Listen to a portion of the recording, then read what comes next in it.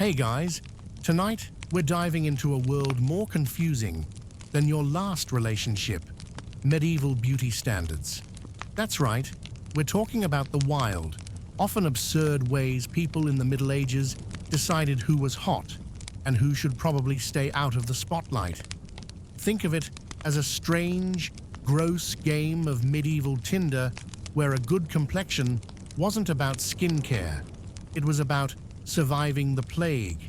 And forget about Instagram filters, because back then, you had to make your own. So before we start, take a second to like the video and subscribe, but only if you actually enjoy this whole sleep while learning random things thing. Leave a comment telling me where you're listening from and, when you're listening. I'm convinced it's always 2 a.m. somewhere. Now, dim the lights, get your fan going for that soft hum of ambiance, and get comfortable. You might want to pull those covers up to your chin because, in medieval times, they didn't have heated blankets, and let me tell you, the only warmth was from the rats you were sharing your bed with. Ever wondered what made someone beautiful in medieval times? Did they really value a high forehead? Or was that just another medieval trend no one can explain? Were long, flowing locks as important as they are on Pinterest today? And what about teeth? Ever wonder what people did when they smiled and it looked more like a battlefield than a winning smile? Do you think medieval beauty standards were just a distraction from the fact that they probably smelled like sour bread and death? Well, congratulations. You've just woken up in 1350, where your teeth are rotting, your skin is about as clear as a swamp, and your idea of a beauty routine is hoping you don't catch the Black Death. Welcome to the Middle Ages. Back in the day, if you wanted to be considered beautiful, you'd better have a high forehead. It wasn't a trend. It was basically a requirement. But the funny thing is, most people didn't have naturally high foreheads, so they came up with some interesting ways to achieve the look. Forget the forehead Botox. Back then, they were plucking their hairline, maybe even shaving their eyebrows completely off. It's like medieval Photoshop, but real life and much, much more painful. Ever thought about how much you'd pay for a forehead that actually looked noble, or how the fashion industry today still plays with odd body trends? Spoiler, you'd probably end up looking like a giant thumb, but hey, you'd be in demand. Now, let's dig a little deeper into this whole forehead thing. Medieval beauty standards didn't exactly come with a rule book, so people had to get creative. You see, a high forehead symbolized intelligence, nobility, and purity. Think about it. A nice, smooth forehead made you look like you had no time for pesky things like working in the fields or dealing with the Black Death. You were too busy attending banquets and sitting under heavy tapestries. So, what did they do to get that extra high forehead look? Well, they weren't going to wait for genetics to help them out, so they started plucking their hairlines. And by plucking, I mean they'd rip out the hair right in front of their face. Yes, that painful. Imagine the modern equivalent of waxing your forehead until it looks like a freshly deforested hill. Fun, right? To really drive the point home, some women, and maybe even some men, but they were probably too busy with their cod pieces, would go the extra mile and shave their eyebrows off entirely. That's right, no eyebrows. Instead of filling in those brows with fancy pencils, they were pulling out their hair and just leaving the skin bare. What was the reasoning behind it? Well, with no eyebrows to distract from that glorious high forehead, you could really highlight your intellectual prowess. After all, nothing screams I'm smart like a bold forehead. So, if you woke up in medieval times with a set of thick eyebrows, you were in trouble. Your best option was to head to the nearest barber and pray they didn't make a mistake with the razor. But it gets even better. Sometimes, this whole forehead obsession reached ridiculous levels. People would even use cosmetics to help the illusion. Imagine a whole society walking around with their hairlines plucked, their eyebrows gone, and their faces covered in white, lead-based makeup to make their skin even paler than usual. That's right, the whole pale is beautiful thing wasn't just for vampires and Instagram influencers. People were basically walking around looking like porcelain dolls, their skin so white that they could reflect light off of it. It's like putting on an Instagram filter in real life, but you know, without the filters and without any Instagram. Just raw, unfiltered skin tones. And let's not forget the fact that high foreheads were the sign of a lady of leisure, someone who didn't have to endure the sunburns or the hard work that came with being a commoner. The rest of the peasants were out there in the fields, getting dirt in their teeth and sunburns, while you, with your noble, lofty forehead, were inside, sipping wine and pretending you were smarter than everyone else. To the nobility, having a higher forehead was essentially a "don't mess with me" sign. It wasn't just about beauty. It was a status symbol that screamed, "I'm too important to sweat." Let's take a step back for a moment, though. If we're being honest, all this forehead obsession sounds like the medieval equivalent of the beauty standards we have today. It's just another round of, what does society think is beautiful today, and how can we torture ourselves to achieve it? Only, back then, instead of starving yourself or getting a strange new haircut, you were removing your hairline entirely. I mean, which is worse, starving yourself to fit into skinny jeans or getting a forehead so high you can see the entire village from your bedroom window? In today's world, we have modern trends, high cheekbones, toned abs, perfect skin. But we rarely stop to think about how these standards, however fleeting, are just as absurd as plucking your hairline into submission. Sure, you're not pulling out your eyebrows to look more intelligent, but how many people have spent hours, or even years, trying to achieve a look that's in at the moment? Spoiler: eventually, the trend will die out, and you'll be left wondering why you spent so much time trying to fit in with an ever-changing concept of beauty. Maybe it's time to just embrace the forehead you've been given and skip the medieval pain. After all, it's only a matter of time before someone starts selling authentic high forehead headbands. So there you have it. Medieval beauty standards were as painful as they were ridiculous. But let's be real. No matter how you're plucking, shaving, or painting your face, you've probably had a high forehead moment in your life. And that's what keeps history so strangely familiar, and sometimes strangely comforting. After all, you're not the only one who's ever tortured yourself for beauty's sake. Let's talk about teeth. Yes, the ones you never think about until you lose one after biting into something too tough. In medieval times, people weren't exactly brushing their teeth with minty toothpaste. In fact, they weren't brushing at all. Their idea of dental care involved things like chewing herbs and scraping their teeth with a piece of cloth. Think your last dentist appointment was rough? Try getting a tooth pulled out without anesthesia, and while you're at it, hope you don't die from an infection. Spoiler alert, medieval dental hygiene might make you rethink your last trip to the dentist's office. And if you had bad teeth, forget about it. You'd be lucky to get a date unless you were royalty. Imagine a medieval Tinder profile. Looking for love, as long as your breath doesn't knock me out. So, let's paint a picture. You wake up in the morning, or maybe you've just finished a hearty bowl of porridge, which, by the way, wasn't as appetizing as it sounds. Now, it's time to check your teeth. But don't expect to see a sparkling smile in the mirror, because mirrors were rare and notoriously bad quality. Instead, you'd probably be greeted by the reflection of your dimly lit cottage and a bunch of people walking around with missing teeth. Back then, dental care was a luxury only the rich could afford, and the poor, well, they were lucky if they even had all their teeth by the time they hit their 30s.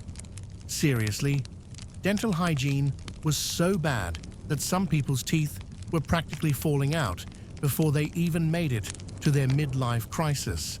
Now, if you were a peasant and you noticed that your teeth were starting to look like the front row of a haunted house, you didn't have many options.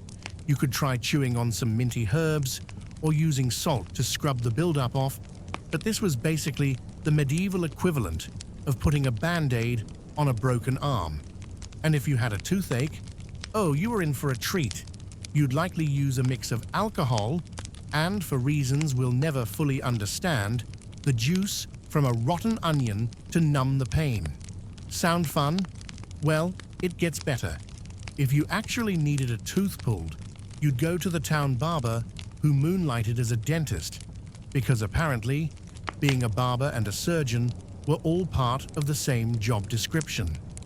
The procedure was brutal, as in no anesthesia, no numbing gel, just a pair of pliers and a very uncomfortable chair. And if you were lucky enough to survive, you had a good chance of getting an infection from the unsanitary conditions. Imagine walking out of the dentist's office and thinking, well, at least my tooth's gone, now for that lovely fever. But it wasn't just about toothaches and pulled teeth. If you were unfortunate enough to have bad breath, well, good luck. Back then, a bad smell was a signal that you probably weren't a person worth getting too close to. Think about it. They didn't have toothpaste or mouthwash, so the average medieval person relied on whatever was lying around: herbs, salt, even ashes. It's like if you went to a modern dentist and they handed you a toothbrush made of twigs and said, "This should work for you." For real, medieval people often used things like sage, mint, or crushed flowers to freshen their breath. But nothing ever really masked the smell of rot in the mouth. It was almost like trying to cover up a dumpster fire with a candle. Now, the more affluent members of society did have slightly better dental care, but even they weren't spared from the horrors of medieval dentistry. The rich might have had better access to herbal remedies, fancy mouthwashes made of wine, because why not, and even primitive toothbrushes made from twigs or animal bristles. But let's be honest, it wasn't like they had flossing experts back then. A nobleman's smile might have been whiter, but it was still a risky endeavor to get too close. Plus, their toothaches were likely just as painful, if not worse, because they had to keep up appearances with their wealth while secretly avoiding their dentists out of fear of the whole dental extraction by pliers thing. And if you were hoping to impress someone with a dazzling smile to snag a date, you were out of luck unless you were a member of the royal family.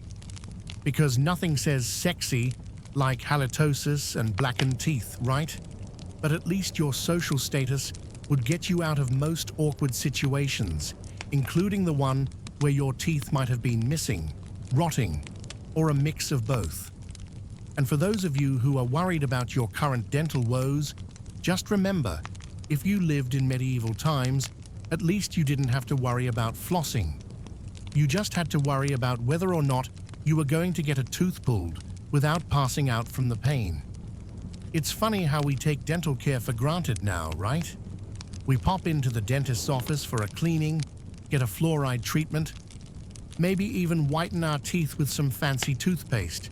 But back then, you'd be lucky to have a clean mouth, much less a full set of teeth by the time you turned 40. If you made it through life with all your teeth intact, that was practically a miracle and a reason to write home about.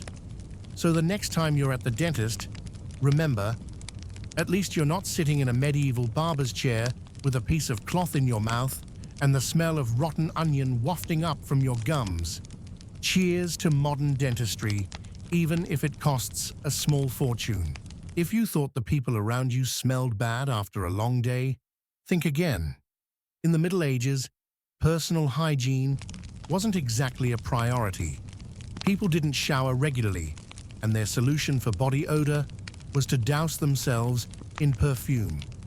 And not just any perfume, this was medieval perfume, made of herbs, spices, and sometimes things that were probably not meant to touch your skin. The result? A mix of smells that could either make you smell like a flower garden or a walking toxic waste dump. Imagine putting on a perfume so strong it could knock out a horse, and then trying to impress someone with your fragrance. Ever wondered what a medieval bath day actually smelled like? It wasn't roses and lavender, that's for sure.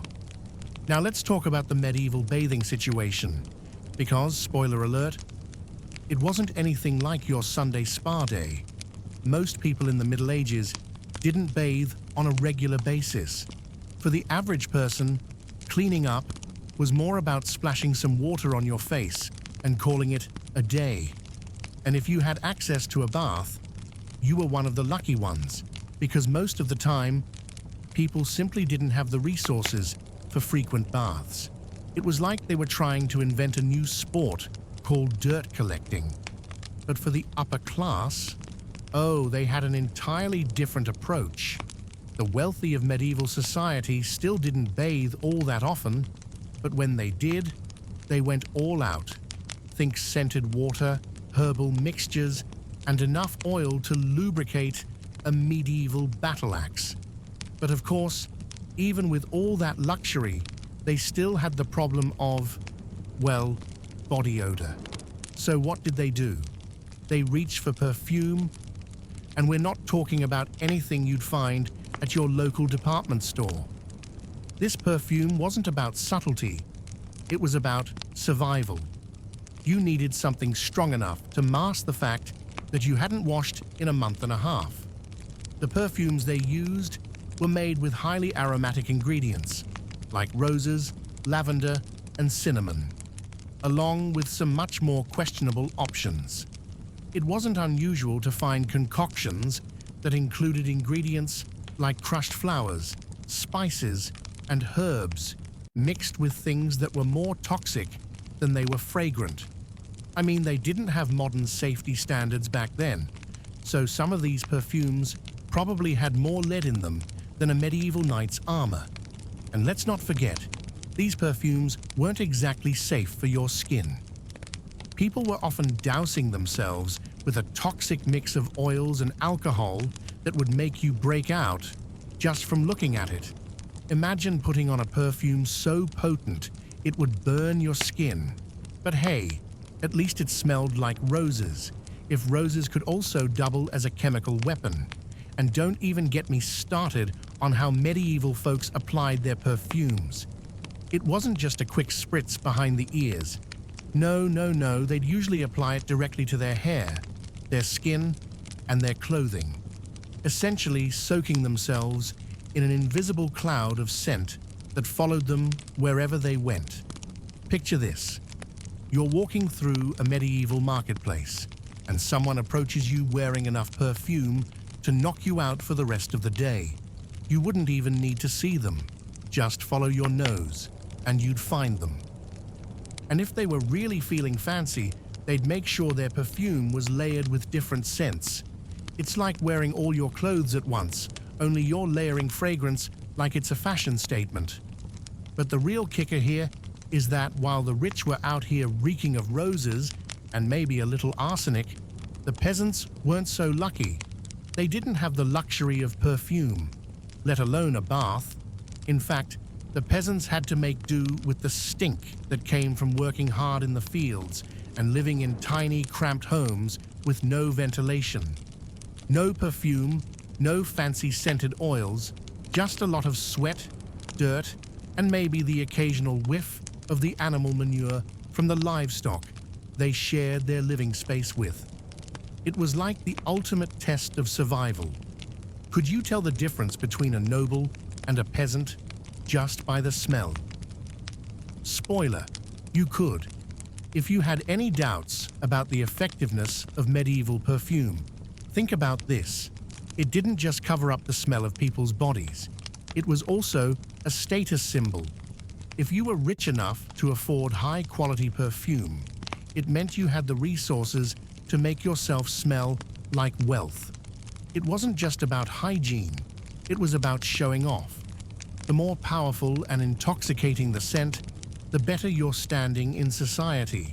Because after all, when you don't bathe, the next best thing is smelling like money. Perfume became an accessory, not just to make you smell nice, but to announce to the world that you didn't need to wash because, well, your social status was good enough to make up for it.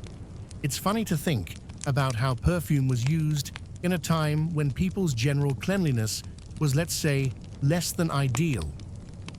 Today, we use perfume to enhance our grooming and hygiene rituals, but in the medieval era, it was a desperate attempt to cover up the basic fact that people didn't know how to properly wash. It's like putting a pretty bow on a dirty gift. Sure, it looks better, but it's still a hot mess underneath. So the next time you catch yourself spritzing on your favorite fragrance before heading out the door, just remember, at least you're not walking around smelling like a toxic stew of herbs, spices, and a few too many questionable ingredients. You've got the luxury of a clean body and a fresh scent. Two things medieval people would have killed for, but mostly just smelled terrible while trying to achieve. Imagine you're a medieval person, and your face is breaking out, but instead of acne cream, your best bet is rubbing things like urine, sulfur, or even lard on your skin. Sounds gross, right? Well, that was just daily life. People didn't have dermatologist-approved products. What they did have were bizarre treatments that often made their skin worse. If you had acne, you were probably out of luck, because the Middle Ages didn't really know what hygiene was, let alone skincare. So, while you're over there stressing about the occasional pimple, remember, someone 700 years ago was desperately trying to get rid of a blemish by slathering themselves with chicken bile. Let's take a step back and really think about this. Picture yourself as a medieval person, probably living in a little village, surrounded by dirt roads and muddy streams. You're working hard every day, whether that's farming, weaving, or scraping by in some other way, and at the end of the day, you're filthy. There's no hot water, no fancy soaps, and certainly no spa days for you. You've just spent a long day in the muck, and now, instead of some calming face wash and a hot shower, your skincare routine involves chicken bile. Yes, you heard that right. If you were really unlucky, your go-to acne treatment might involve rubbing the bile from a chicken's stomach all over your face, because sure, why not? The logic back then wasn't quite as scientific as it is now, so people would just try anything. And if chicken bile wasn't available, you had a couple of other options, none of which sound particularly appetizing. You could try using sulfur, a wonderfully stinky substance to clear up your skin. You know, like the kind of thing you'd find in a volcanic eruption or at the bottom of an ancient swamp. But in the Middle Ages, people believed sulfur was a miracle cure for almost everything, from acne to the plague. And while sulfur might work for some skin conditions, it wasn't exactly great for your pores or your general smell. So, now you've got an oily face covered in sulfur and possibly some chicken bile, and you're walking around trying to convince people that you're still flawless. Good luck with that. And let's not forget about the magical world of urine. Yes, medieval people were so desperate to clear up their skin, they'd resort to something even worse: urine. Not only did they think it had healing properties, but they were also convinced it could clear up acne and other skin problems. How did they do this, you ask? Well, they would apply it to their skin, fresh or aged, it didn't matter. You can imagine the results weren't quite the clear skin, glowing complexion look they were hoping for. In fact, after a while, they probably started smelling like an open latrine. But hey, at least their acne was slightly less noticeable. It's like if someone today tried to fix their acne with a mix of pickle juice and rotten eggs. Well-intentioned, but deeply misguided. If that wasn't enough, you could always just apply lard. Yes, lard, to your skin. This might sound like something you'd do in a medieval attempt at a moisturizing routine, but in reality, it was more likely to clog your pores and leave you looking like you were preparing for a roast. But desperate times call for desperate measures, right? The lard wasn't just for moisturizing, though. It was sometimes used as a base for other weird concoctions, including, you guessed it, chicken bile. If medieval skincare was a Pinterest board, it would be covered in things like how to smell like a farm animal and creative uses for leftover animal products. Let's pause here for a second and imagine the overall situation. Not only were you suffering from acne or other skin problems, but the solutions available to you made everything worse. You were dealing with a lack of hygiene knowledge, limited resources, and treatments that had a higher chance of turning you into a walking science experiment than actually making you feel better. The concept of a dermatologist was far from their minds. These medieval folks were more focused on survival and avoiding disease, not on getting their glow up for the season. If you had acne back then, chances were you were also battling something like the plague or a fever, so your skin was probably the least of your problems. On top of that, the entire social structure was set up to make anyone with visible imperfections a target for judgment. If you had pimples, scars, or other skin conditions, you weren't just dealing with self-esteem issues. You were also worried about how the local villagers viewed you. Remember, your beauty was a direct reflection of your moral character, according to medieval beliefs. And if your skin wasn't perfect, well, that could mean you were secretly harboring sin, or perhaps you had been cursed. People didn't look at acne as a natural condition. It was often tied to your spiritual well-being, and sometimes your skin problems were seen as punishment for a lack of faith. So next time you're feeling a little down about your skin, maybe take a deep breath and remind yourself that modern acne treatments, however imperfect, are 1,000 times better than trying to clear your face with chicken bile and sulfur. At least today, if you break out, you're not also walking around smelling like an unholy mixture of farm animals, toxic chemicals, and sweat. And hey, you probably won't need a full year of recovery either. Cheers to modern skincare, where the worst thing you have to do is deal with a really aggressive pimple.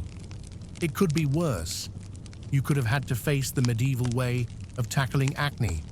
And trust me, that's no face mask you want to try. The flawless complexion. In medieval times, it was considered the mark of true beauty, something to be sought after no matter the cost. But here's the thing. The closer you were to flawless skin, the more likely you were to be sick. The Middle Ages had an interesting relationship with skin. Pale, smooth skin was seen as a sign that you were nobility, untouched by the grimy life of peasants. But the reason people were so pale, they spent most of their time indoors, hiding from the sun and avoiding the diseases that were constantly lurking outside. Who needs vitamin D when you could get the plague instead? Pale skin might have been trendy, but it was also a sign that you were probably one bad cough away from meeting your maker. Let's break this down. If you were a noble in the medieval world, your pale complexion wasn't a result of beauty products or skincare routines, because those didn't exist. No, It was a clear signal that you weren't doing the kind of hard, back-breaking work that made the average peasant's skin look like it had been through a war.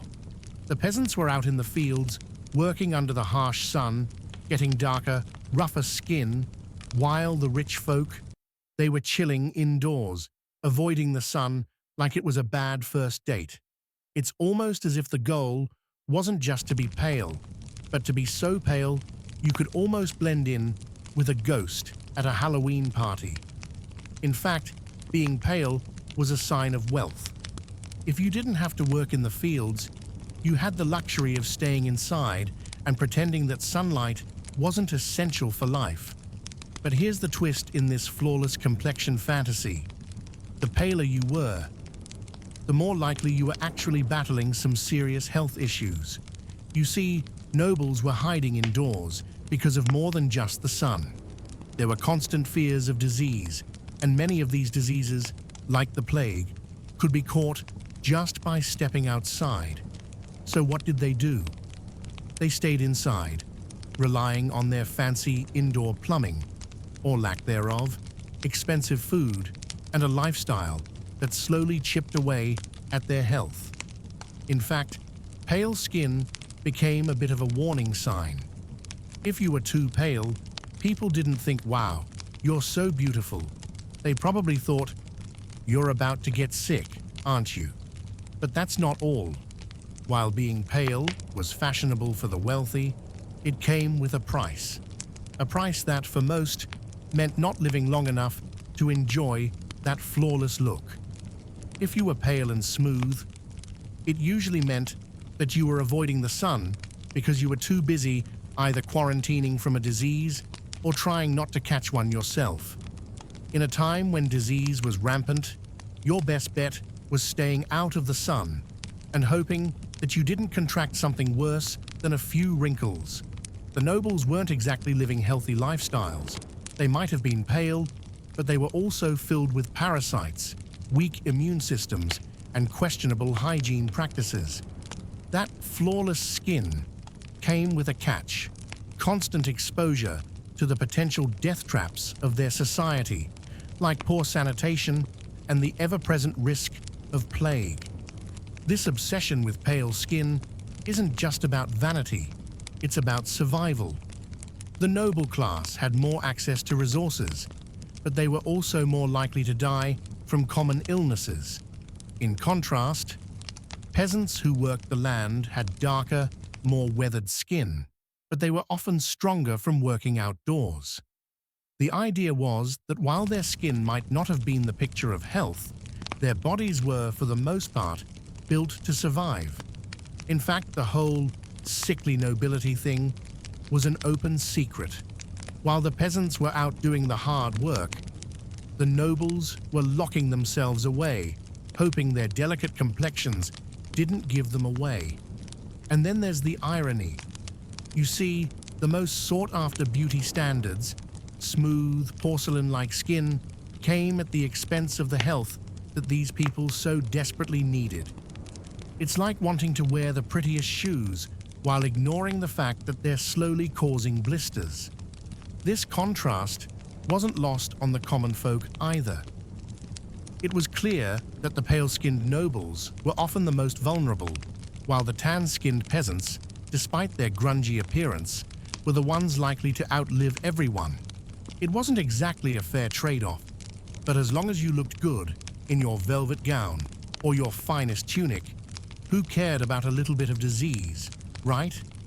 But as time went on, people started to realize that looking too flawless wasn't actually the prize they thought it was.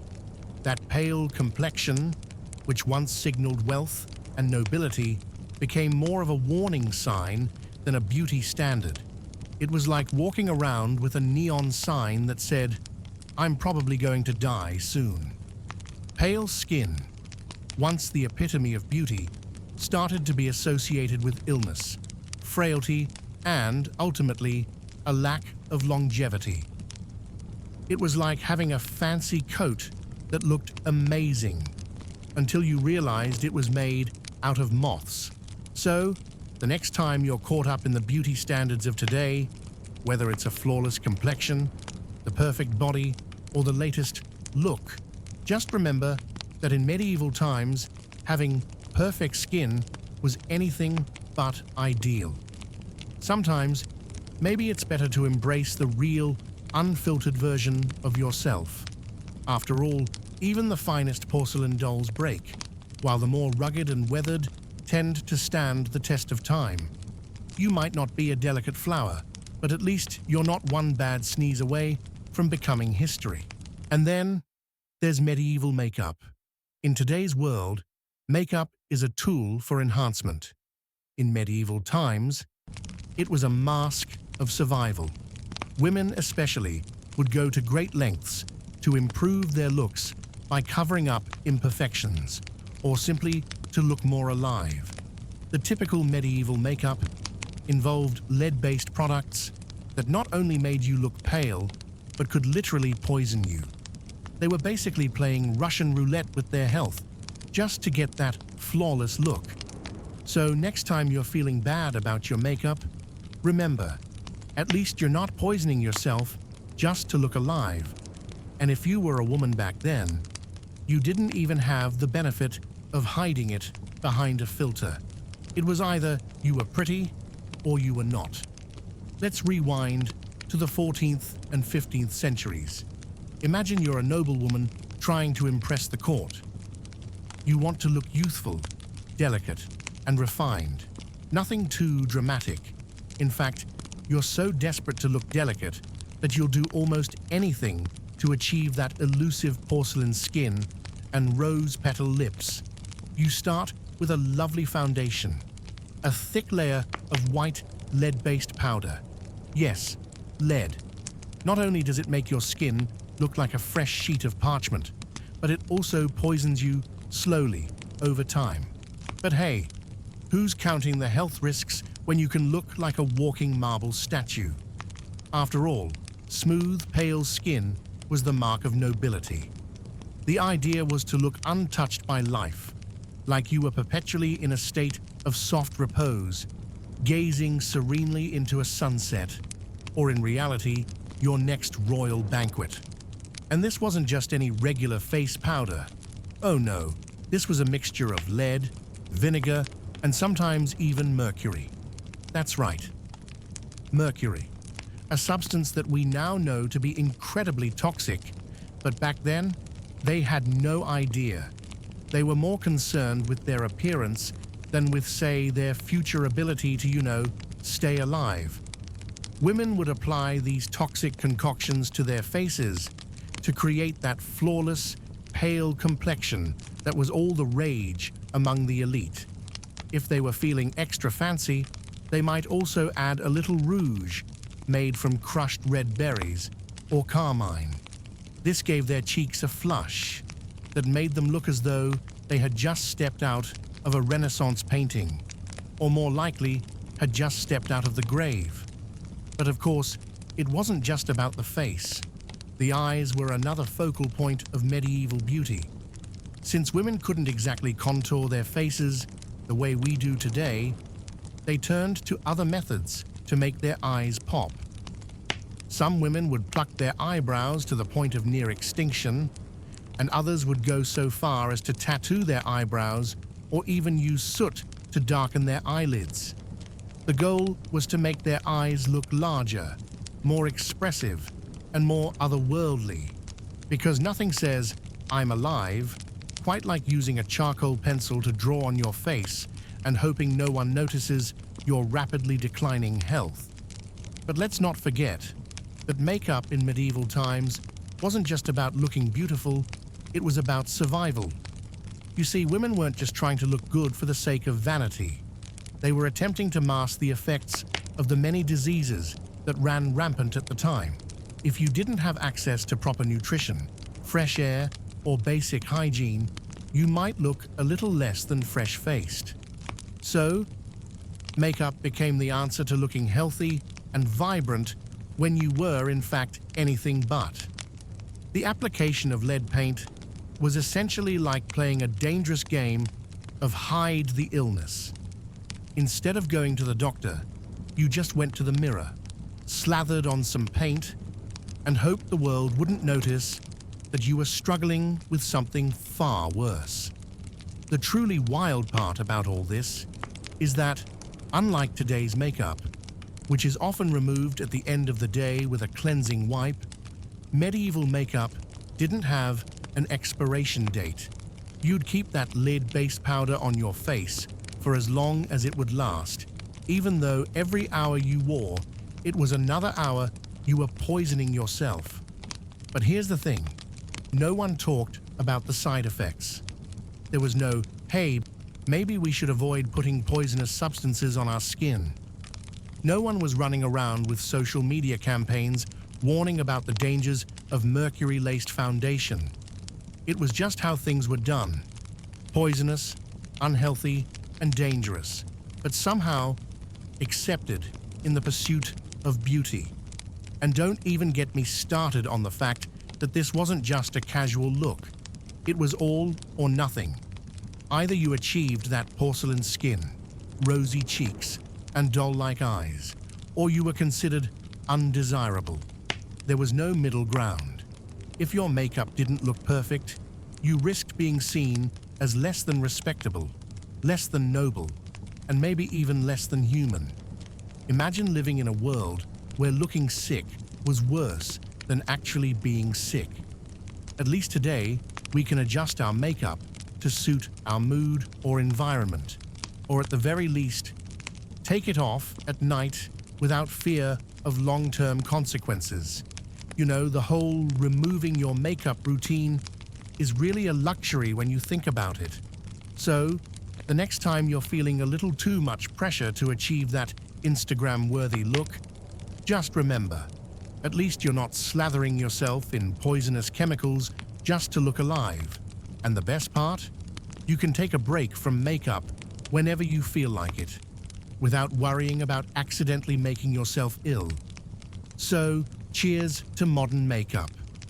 At least it's not trying to kill us yet. So, as you slip into the comfort of your bed tonight, maybe think for a second about those medieval folks who were battling bad skin, deadly perfumes, and a constant threat of disease, all just to survive and maybe, just maybe, look a little less awful in a world where soap was a luxury and the plague was always lurking around the corner. They survived by any means necessary, sometimes by applying toxic lead to their faces or dousing themselves in fragrances strong enough to knock out a horse. But despite all the struggles, they kept going, because history may be gross and terrifying, but it's also proof that people are stubborn, hopeful, and kind of ridiculous. So as you snuggle into your soft sheets with clean skin, a cozy blanket, and the luxury of a hot shower on your mind, take a quiet moment to appreciate just how far we've come. You've got toothpaste that doesn't taste like burnt wood, deodorant that doesn't require a sacrifice, and makeup that won't slowly kill you. So yeah, maybe give a little thanks to those brave souls who lived in a time when looking good could also mean dying a slow, poisonous death.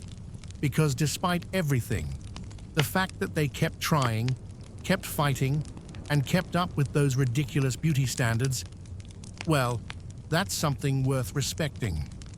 Tonight, as you settle in, remember that you don't have to worry about lead poisoning or pimple treatments involving chicken bile. You've got the modern-day version of a flawless complexion, and most importantly, a much safer way to achieve it. And with that, my friend, sleep tight. The only thing you'll need to worry about tonight is maybe a weird dream about medieval peasants trying to get their skincare routine right. Sweet dreams.